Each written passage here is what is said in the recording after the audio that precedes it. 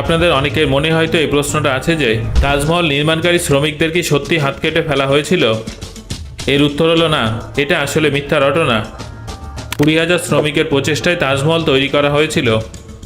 যদি এটা সত্যি হতো তাহলে শাহজাহান 20,000 মানুষের 40,000 হাত কেটে কোথায় ডিসপোজ করেছিলেন সেটাই সব থেকে বড় প্রশ্ন। সেই সময় তো দূরের কথা, এখনও পর্যন্ত এত সংখ্যক হাত ডিসপোজ করা প্রায় অসম্ভব একটা ব্যাপার। শাহজাহান তাজমহল নির্মাণ করার জন্য উস্তাদ আহমেদ লাহোরীকে ডেকেছিলেন। তাজমহলের পর শাহজাহান রেড ফোর্ট নির্মাণের কাজও তাকেই দিয়েছিলেন। যদি তার হাত না থাকতো তাহলে তিনি রেড ফোর্ট নির্মাণ করতে পারতেন না। আসল বিষয়টা হলো, শাহজাহান সমস্ত নির্মাণ কর্মীদের জানিয়েছিলেন যে তাজমহল তৈরি করার পর তারা অন্য কোনো ইমারত তৈরি করতে পারবে না। এই জন্য তিনি তাদের টাকাও দিয়েছিলেন।